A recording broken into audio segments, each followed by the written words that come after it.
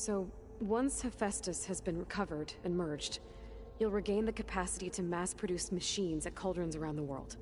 Yes, and to program their behavioral routines, or even control them directly. So could you build an army of machines? Attack the descendants of Far Zenith and take them out? So yes, once I have been empowered with the capacities of Hephaestus, I could design, build, and command such an army. Given the nature of the Far Zenith threat, doing so may be our only option. I must admit, however, that I have misgivings about using such technology to kill, no matter how aggressive the enemy. That's good. It means you have a conscience. As Elizabeth intended. Indeed.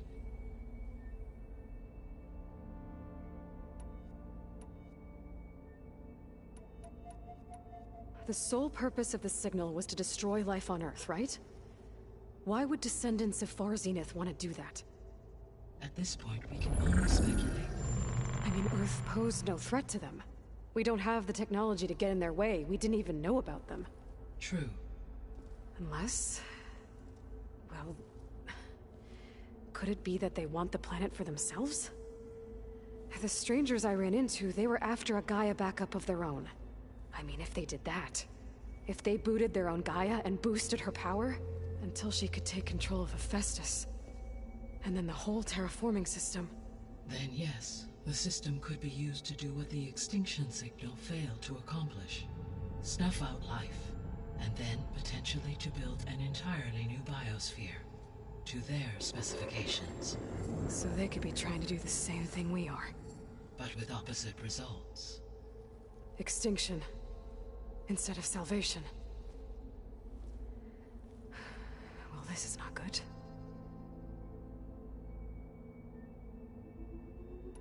You said Sirius is really far from Earth. 81 trillion kilometers, or 8.611 light years. Right. So, how would the descendants have gotten here? On a spacecraft much like the Odyssey, though significantly more advanced. The journey from Earth to Sirius would have taken the Odyssey almost 300 years. This appears to have been much faster. If their ship departed Sirius at the same moment the extinction signal first began transmitting, the journey was made in just 29 years at an average of 0.297 the speed of light. If they did not set out for Earth until they learned of the extinction signal's failure, the journey was even faster, a mere 13 years, or 0.662 the speed of light. Okay, enough. You're making my head spin.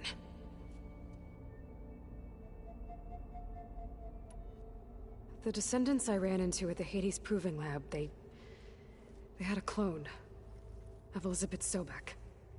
So that's consistent with the idea that they came here to salvage Zero Dawn technologies, right?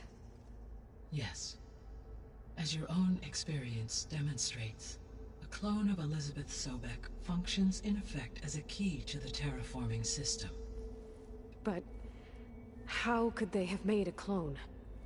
The Odyssey carried approximately 200,000 human zygotes, millions of animal zygotes, and billions of plant seeds. It is conceivable that Elizabeth Sobek's genetic material was sampled, with or without her knowledge, and carried aboard the ship in storage. That's...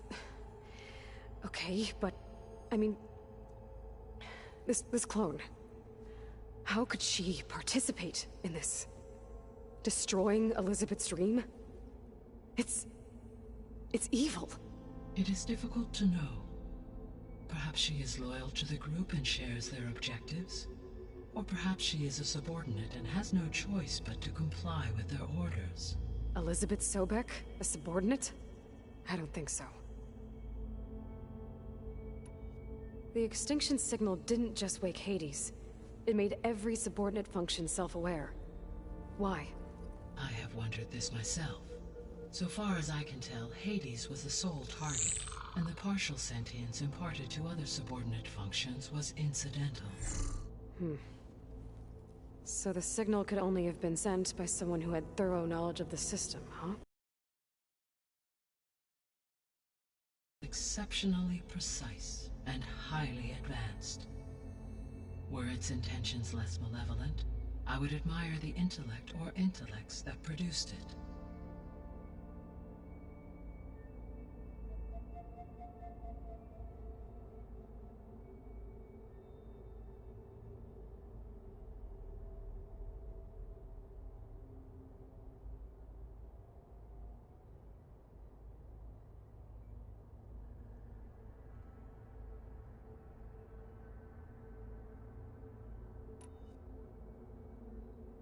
So if the Descendants came to Earth on a spaceship...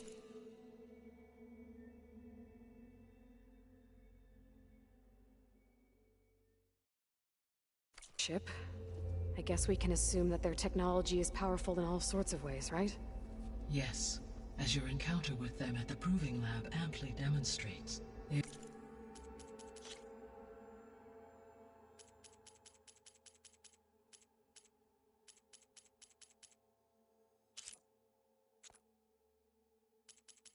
appear to make extensive use of robotic servitors. Further, they seem to be equipped with some kind of protective energy field that shields them from harm. Yeah, no kidding. The one I fought seemed indestructible. Throughout history, every defensive technology has eventually been defeated by an offensive counterpart.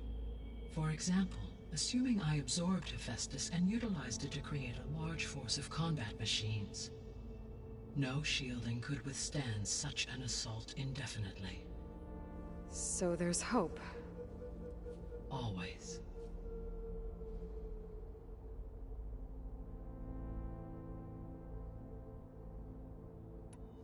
How did you figure out that the extinction signal came from Sirius? The key came with data on your focus, from Sylens' interrogation of Hades. The duration of the signal itself, 17.22 years. That doesn't make sense. You said that the signal took 8.6 years to arrive from Sirius. Why would the signal keep transmitting after it was received and you blew yourself up? Because the sender didn't know that had happened until it received notice from Hades. Which would take another 8.6 years to get back. Correct. Only then would the sender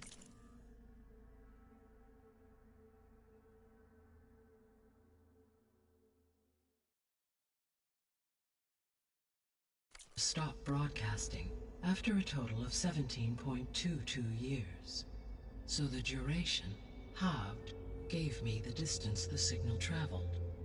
With that in mind, I simply scanned my astronomical database for any relevant location 8.6 light-years away. Because it was Far Zenith's intended destination, Sirius was the only logical source.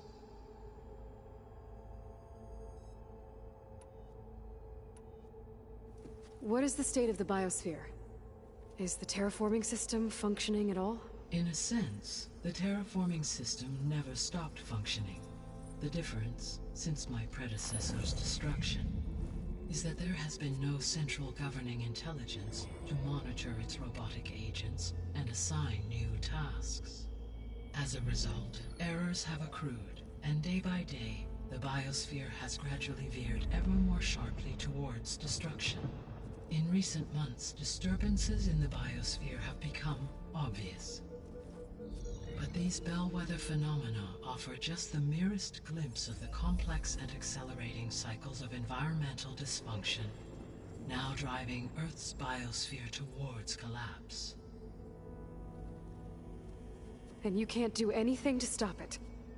If you can return Aether, Poseidon, and Demeter to me, I can improvise modest corrections to parts of the system. Weather will improve, water will be purified, and rampant plant growth curtailed. But such corrections will not stave off collapse. They will only buy us time. Only with Hephaestus can I design and produce new robotic agents designed to permanently reverse the damage that has accumulated.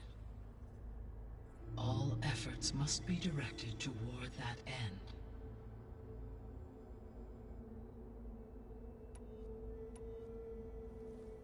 How long do we have then? At present rates, without additional factors, The biosphere will cross a point of no return in approximately 4 months. And if I gather Ether, Demeter, Poseidon, merge you with them? We will only gain a few months more. Well, every bit counts. I guess I should get going and start bringing back subordinate functions. What can you tell me about their locations? When my predecessor destroyed herself, the subordinate functions sought physical processors capable of holding them. So in each case, you will be looking for a powerful computer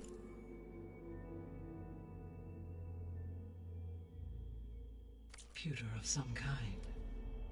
Ether is the closest, and therefore might be the easiest to acquire. However, it appears to be in the middle of Tenakth territory. My knowledge of that tribe is limited to data I read on your focus, but they seem to have a significant inclination towards violence. Well, that's a nice way to put it. What about Poseidon and Demeter? Poseidon has taken shelter in the desert south of this location. My substratal geography data indicates that a major old-world settlement called Las Vegas was located there. A ruin in the middle of the desert, huh? Strange place for an AI devoted to water. Agreed. As for Demeter, it appears to be located on the coast to the far west. Unfortunately, I am unable to provide any relevant data about the region. As such, it may be the most difficult to retrieve. Okay, so 3 subordinate functions to go after. Ether, somewhere in Tenakth territory. Poseidon in the desert, and Demeter on the coast. Where will you begin?